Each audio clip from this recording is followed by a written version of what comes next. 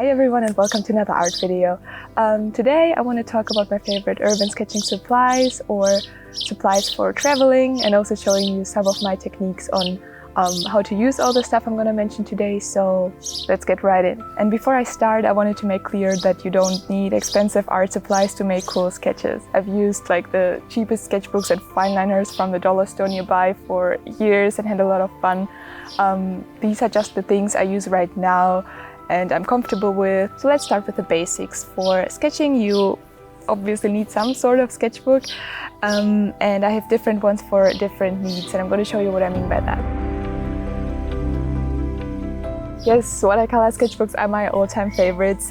They have thick paper, they look stunning, and the fewer pages motivate me to put more effort into every page. This one's from a German brand called Hanemühle with lightly toned paper. I think it's called the Cappuccino book, and it is specifically made for urban sketching. And this larger one with thick paper is from Artway, although I have to say that this is more bulky and heavy, but I have obviously more space for sketching. So I use this one for day trips or spontaneous sketching activities, while this is more for planned sketching projects or when I want to draw something big and detailed like architecture. But I have to say that watercolor sketchbooks are more on the pricier side, so if you don't want to spend that much money but still want to use watercolors, I would recommend to search for sketchbooks with thicker paper and a rough surface that aren't labeled as watercolor sketchbooks. They work just as well, and you don't spend that much money. I like using sketchbooks with thin and light paper for brush pens, colored pencils, and also fine liners. But I use them mostly for practice or sketching something I haven't sketched before, just because it's way cheaper and I'm okay with messing up some pages of this. I have to say that I use these kind of sketchbooks the least because they're quite expensive, but I really like the look of marker sketchbooks and markers in general. I'm using these render ones in different sizes, and I think this is the most fun type of sketchbook. You can paint with markers so intuitively, and it's easy to make a sketchbook page pop up with just a few markers. And if you can't decide which sketchbook to get because there are just such a variety of sketchbooks, you can just use mixed media sketchbooks for several techniques at once. You can combine watercolors with different markers and pencils. It works all in one sketchbook. Since you now got the idea of what kind of surfaces I used, I want to go into the specific techniques on how to achieve this urban sketching look.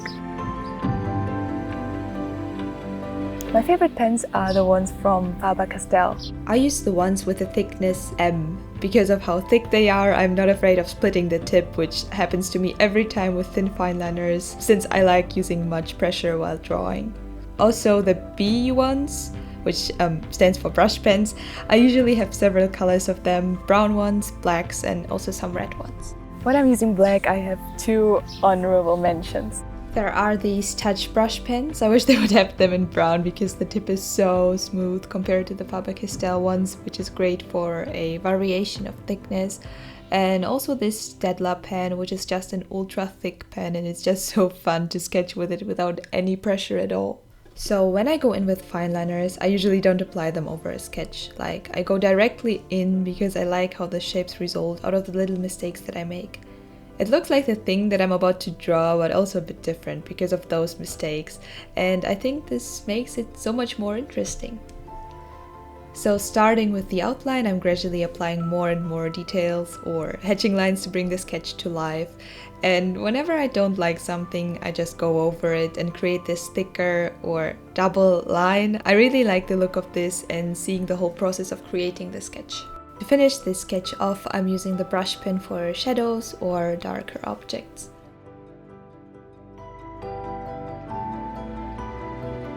I feel like there are much smaller and better suited options than my Schminke watercolors, but I'm used to them, and I also like the variation of colors. They are pigmented and dry quickly. The only problem is the size. I still have to buy a smaller container. Whenever I use watercolors, I use simple brushes. I don't really like these special water brushes because there always comes so much water out of them, and sometimes I just want my brush to be dry. So I simply dip my brush in enough water and try to not use the colors directly out of the tin. I like making them a bit more muddy and mix an interesting shade that it isn't too saturated. When I apply them, I'm not filling the whole line art in. I just accentuate some spots I want to drag the viewer's eye to, and I like to keep it messy. I feel like the watercolor can do its thing, I just have to guide it a bit. I really enjoy its randomness and these imperfections that result from this.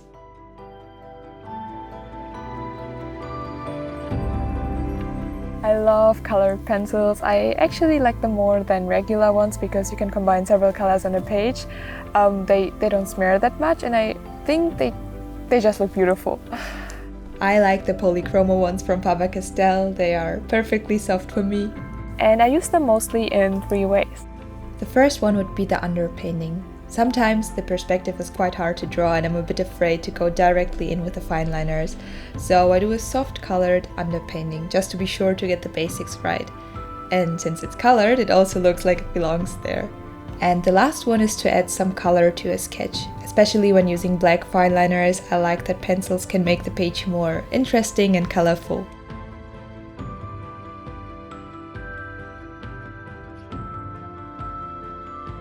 The last ones would be markers, and I honestly don't care that much what brand they're from because I use them in such a simple way. Like, these are regular Copic ones, I like these style file markers, and honestly I didn't really see a difference in these cheap markers I got from Wish or something like that. I mean, it would change everything if I had to cover a whole page with tons of different shades of colors, but since I use only 1, maybe 2 colors a page just for some shadows or highlights, it's not that important which brand the markers are from, at least for me. So I just color some shadows or colored spots on the sketch. Sometimes I also like to place the color beneath the sketch to make it pop, but I feel like you cannot do much wrong with markers, but use the right marker paper. Alright, I hope this was too much information, but these are my main art supplies that I always take with me. Not all of them at once, but whatever I want to draw that day. I'm still in the process of figuring out what works best for me, so if you guys have any amazing tips or art supplies I left out, feel free to leave them in the comments. Yeah, I'm looking forward to do more sketching videos in the future, so until next time, bye!